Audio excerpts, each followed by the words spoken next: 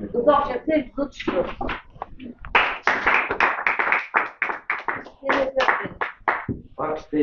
O Duarte hoje traz um discurso que não se enquadra em nenhum dos níveis do Adra-Speaker, mas enquadra-se num nível de pesquisa. Ele deverá trazer um tema que tenha relevância para a audiência, que traga pelo menos que desperte alguma curiosidade nos presentes e tem que demonstrar que foi capaz de fazer pesquisa e investigação, que criou alguma forma de apresentação com ilustrações, com imagens, com gráficos, textos, coisas que nos façam perceber que ele teve o cuidado de preparar, não pode ser aqueles discursos que trazem em cima do joelho. Hoje o desafio do Duarte era esse. Pesquisa. Espero que faças um excelente discurso. Aliás, eu tenho a certeza que farás um excelente discurso. Obrigada. Com a sua pesquisa qualitativa. É o nome do discurso. Vivemos num mundo de ciência. Um mundo em que a ciência marca os nossos dias. E a ciência consegue-se com pesquisa. Pesquisa quantitativa e pesquisa qualitativa. E apesar do meu discurso hoje ser sobre a pesquisa qualitativa, tem que começar um pedacinho pela outra. Porque, no fundo, é aquela que mais impacto tem na nossa vida. E o que é isto de pesquisar qualitativamente? Tem a ver com procurar informação específica para casos de estudo que não são aquele caso mais geral em que fazemos a pesquisa com base em números, em estatística. Falamos de história. Comecemos pelo início. Este homem, Auguste Comte, é considerado o primeiro filósofo da ciência. E este filósofo da ciência ele nasceu em França, nasceu logo após a Segunda Guerra Mundial, e ele criou aquilo que se chama o positivismo. O positivismo o que é que diz? O positivismo diz que Deus não tem grande influência nas coisas que acontecem na natureza, a ciência explica. Positivismo é isto, é dizer a ciência tem respostas para as questões do nosso mundo, para os problemas, para os desafios. É verdade que ele nasceu a seguir à Revolução Francesa em França e, portanto, era mais fácil ser positivista, não é? Se ele nascesse em Portugal no século XXI, provavelmente era negativista, porque a crise, pandemia, inflação, crise outra vez, enfim. Mas, enfim, o negativismo seria, neste caso, dizer Deus, se calhar não tem sido tanta influência, mas não se vai a lado nenhum. Muito obrigado. Positivismo é esta perspectiva de que a ciência tem respostas. E ele criou aquilo que se chama a escada das ciências, em que ele diz que no nível mais baixo, a hierarquia das ciências, em que no nível mais baixo está a matemática, dizia ele, por ser simples. Não perdi a audiência, ok? Matemática era simples, também estamos a falar de matemática do século XVII, não é? Porque era que na altura era conhecida. Ainda assim começaram a inventar. E depois, acima disso, tem a física, depois tem a química, já é um pouco mais complicado, e quando vamos subindo nesta hierarquia de ciências, à medida que vamos subindo, vamos estudando, temos objetos de estudo cada vez mais complexos. Quando nós chegamos, por exemplo, à biologia ou à sociologia, estamos a falar de interações entre os objetos de estudo, neste caso as pessoas, que fazem com que o estudo seja muito mais complexo, muito mais intrincado. E enquanto o que está na base desta hierarquia das ciências pode ser feito com verificações mais fáceis, é mais fácil fazer experiências de física do que fazer experiências de sociologia. Por isso, simplesmente, porque nós não conseguimos isolar os elementos. Não conseguimos ter experiências repetitivas em que se põe tudo nas mesmas circunstâncias e se volta a testar e se pode medir. Essa é a lógica da experiência. Criar uma hipótese, ter um procedimento, controlar todas as possíveis variáveis que podem afetar o resultado, mexer apenas numa das variáveis e ver o que é que acontece nas variáveis dependentes que daí resultam. E se chegarmos à conclusão que se apenas mexemos isto, tudo o resto era igual e o resultado foi diferente, então se calhar podemos concluir com uma boa dose de razoabilidade que o que está a causar aquela consequência é a nossa variação nesta nossa variável independente. Então, isso é uma experiência, é fazer isto. E é suposto ser repetível. Ora, quando estamos a falar de experiências com pessoas, não temos nada disto. Auguste Comte é uma personagem em si próprio. Só para falar dele já daria um discurso.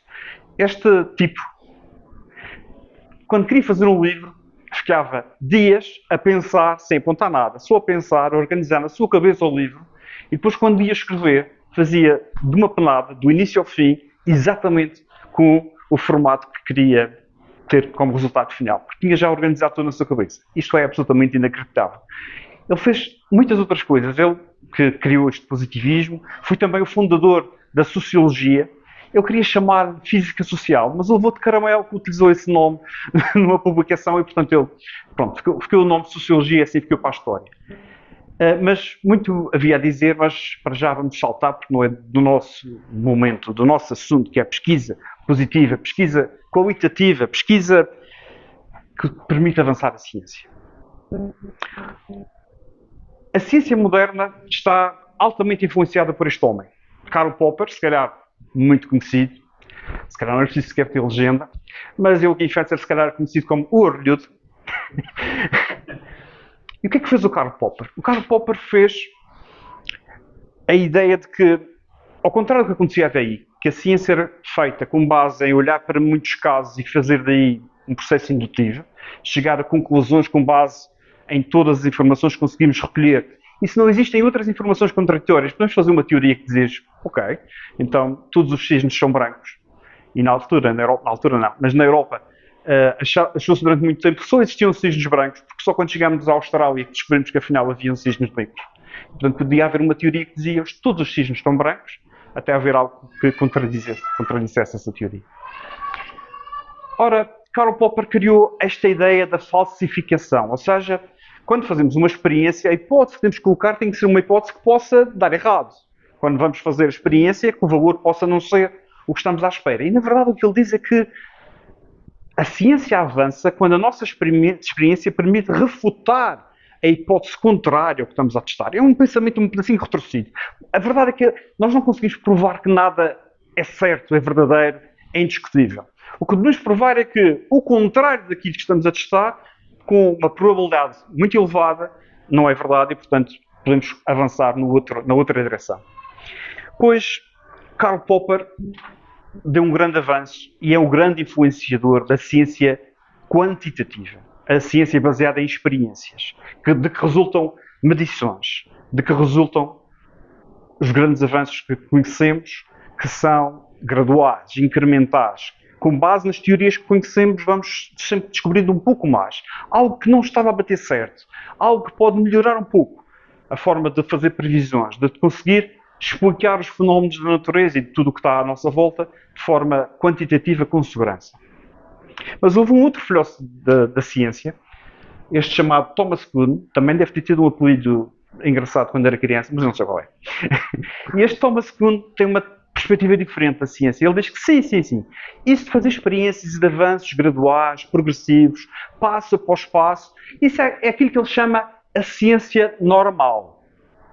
Mas o que Thomas Kuhn chegou à conclusão, é o americano, e a conclusão que ele chegou é que os grandes avanços que se verificaram na ciência não aconteceram dessa forma incremental e gradual.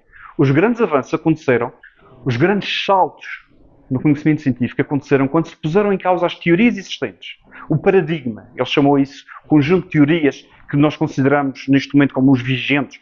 Pode haver várias pessoas com paradigmas diferentes, mas esta ideia de que o conjunto de teorias que informa o nosso saber atual, quando nós pomos em causa isso e criamos necessariamente uma nova teoria a seguir, não necessariamente a mesma pessoa, mas quando conseguimos fazer esse salto, aí sim é que existe o avanço na ciência e isto, o paradigma, as pessoas resistem às mudanças quando existem novas abordagens, porque tudo o que é novo é difícil de aceitar, é mais fácil manter-se no conforto das teorias que existem, que já conhecemos, mas quando existem provas suficientes para dar o salto, os cientistas mudam de paradigma e dizem isto afinal funciona. Veja o seu caso do Prémio da Medicina. 20 anos a estudar o RNA mensageiro, não com esse nome de início, até perceber como aquilo funciona. E de repente há uma oportunidade de mostrar que a tecnologia funciona mesmo na prática e agora a RNA mensageiro é que vai salvar o mundo para resolver todos os problemas, é cancro e tudo, vai ser tudo RNA mensageiro. Não é verdade? Talvez. Vamos ver. Mas então o que é isto da pesquisa quantitativa? Pois se a pesquisa qualitativa, se a pesquisa quantitativa tem a ver com isto de medir, ter resultados e com base em estatísticas chegar às conclusões, com base em grandes números tirar conclusões, a pesquisa qualitativa faz exatamente o inverso. É para estudar problemas complicados em que ainda não se está a perceber bem como é que aquilo funciona. E quando estamos a falar de áreas bastante complicadas, sociologia, por exemplo, Nós temos esse cenário que é, nós não percebemos bem como é que a coisa funciona. E, portanto, nós estudamos casos, nós entrevistamos pessoas, nós vamos para os sítios e vemos como é que as pessoas se comportam. Observação participante. Nós tentamos recolher textos e perceber o que é que está a passar. E estas técnicas completamente diferentes, que servem para descobrir não o normal e com certeza avançar em pequenos espaços a dizer estas pequenas mudanças são significativas, mas fazer exatamente o contrário.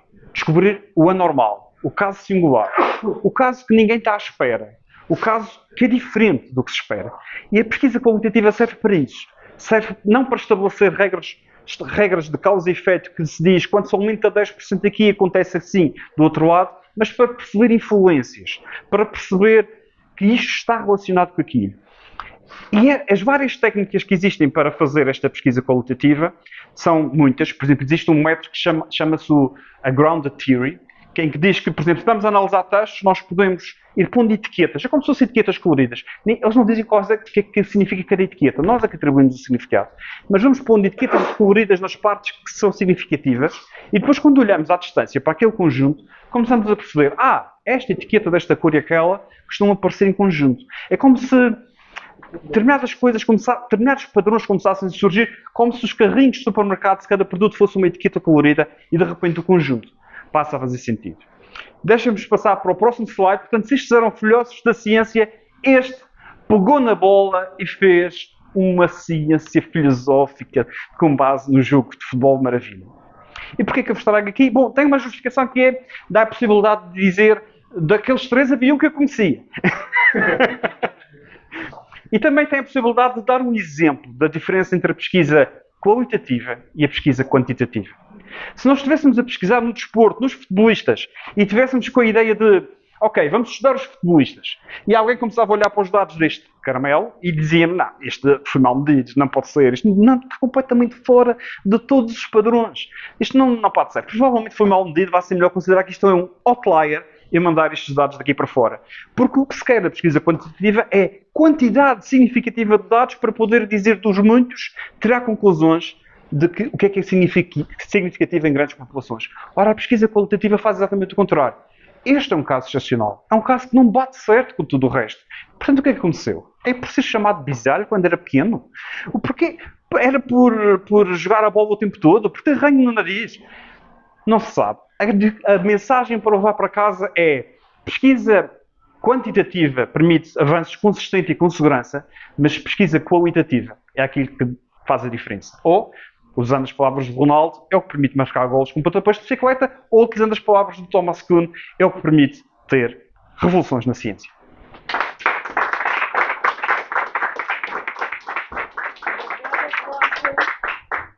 Temos agora tempo para perguntas.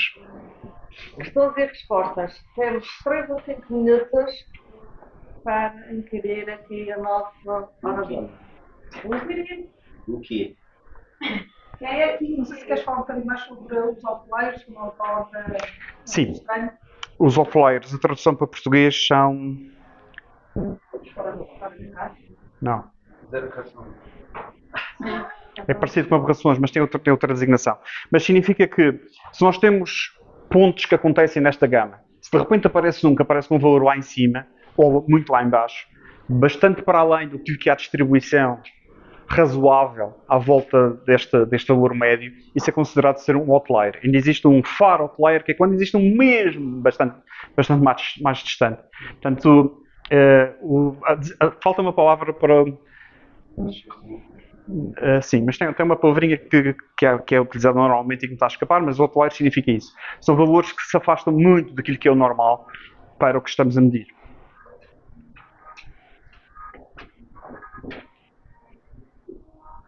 Qual o papel do ego dos cientistas nesta descoberta? Porque às vezes parece que é um bocado o cientista que descobriu uma certa teoria que foi aceita ou consensual até então, depois parece que fica um bocado agarrado àquela ideia e não permite uma evolução. Sim. O ego é uma coisa terrível na ciência, porque acreditar que o que nós descobrimos é tão importante, tão fundamental, impede ou dificulta que se possa dar o passo em frente e afinal descobrir que existem melhores explicações para os fenómenos que estamos a observar. E os egos são particularmente terríveis porque criam escolas, formas de pensar que depois se vão reproduzindo e se vão continuando sempre dentro do mesmo paradigma sem permitir a evolução.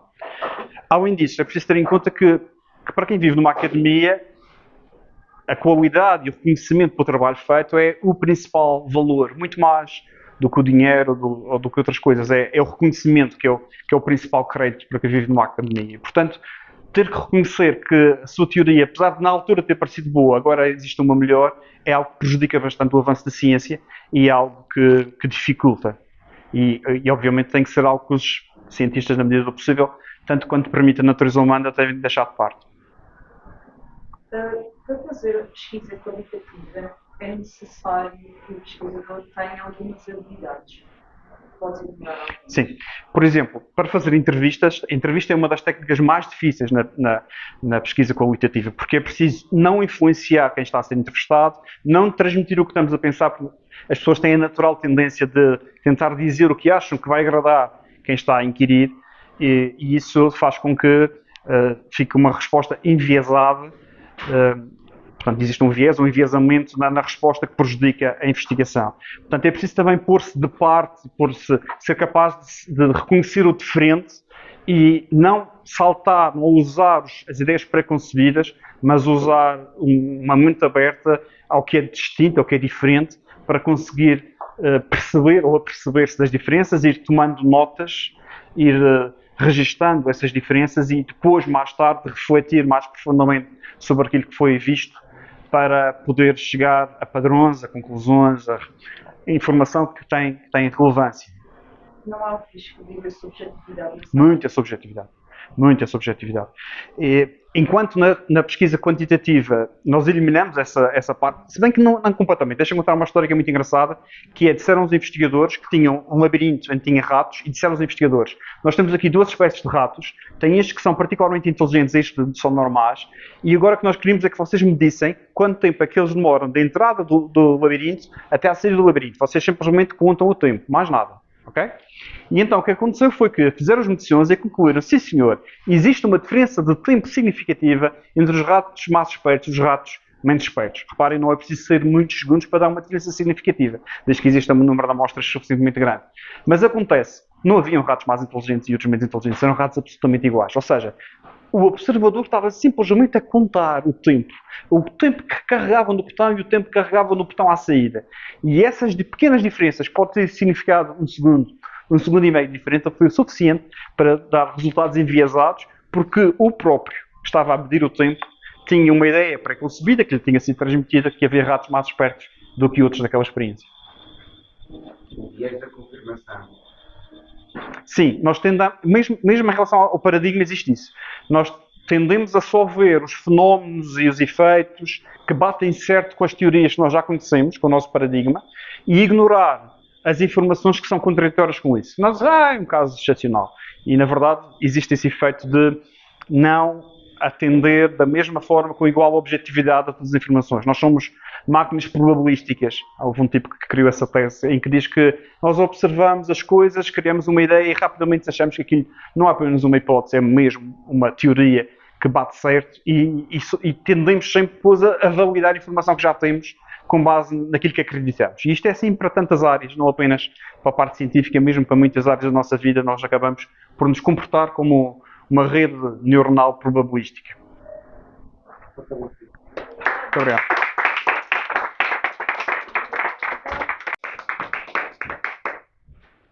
Agora, hoje tinha uma tarefa que era fazer alguma pesquisa e trazermos um tema sobre pesquisa qualitativa.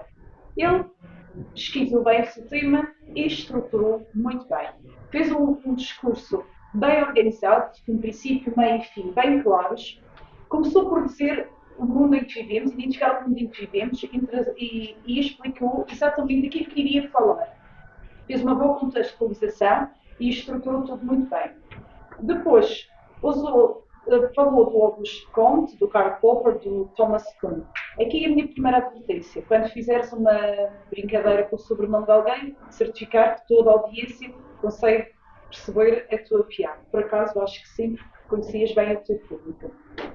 Trouxe também um momento de humor quando tentou fazer a diferença entre positivismo e negativismo no século XXI em Portugal.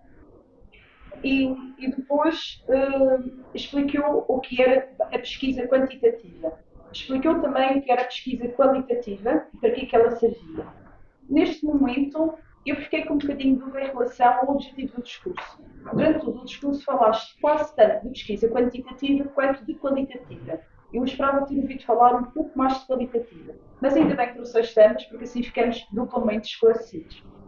Depois, em relação ao teu discurso, usaste bem a linguagem corporal, a variedade vocal, embora sempre a mesma cadência que nós já conhecemos, mas tentaste na voz fazer alguma variedade vocal, mas na cadência foi sempre a mesma, então ritmo relativamente acelerado e justificava-se porque trazias imensa informação.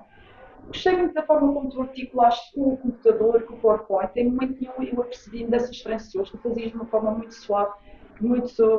Portanto, e trouxeste também o PowerPoint bem construído, simples, não distrativo, como se quer. Fundo escuro, bem com contraste, suportaste bem a mensagem, ou seja, tu mostraste para fazer um discurso de pesquisa, tu tiveste o cuidado de aplicar todos os conhecimentos anteriores, até chegar a este nível. Depois, trouxeste também uma boa conclusão e é assim que percebeste que o António estava a mostrar-te o cartão vermelho, tiveste a capacidade, não sei se ainda tinhas mais para dizer, mas tiveste a capacidade de imediatamente levar o discurso para a conclusão e acabaste de uma forma muito boa. Em relação aos objetivos do discurso, foi um assunto adequado, foi bem pesquisado, suportaste também bem os pontos de vista do discurso ao responder, principalmente no momento em que estiveste a responder às perguntas e respostas, não te atrapalhaste por nenhuma, notou-se claramente que sabias daquilo que estavas a falar. E só tenho apenas uma sugestão de melhoria, que foi quando tu fizeste a transição entre o Augusto Conte e o Karl Popper, em vez de tu dizeres, agora vou deixar de falar nisto e passar a falar naquele, essa transição poderias ter feito de uma forma mais suave. Começaste criando que a parte que me pareceu ser muito bem. De resto, gostei muito do teu discurso. Para mim, sabes que é particularmente interessante este tema nesta altura da minha vida e obrigada por teres trazido, Eduardo. Parabéns pelo teu discurso.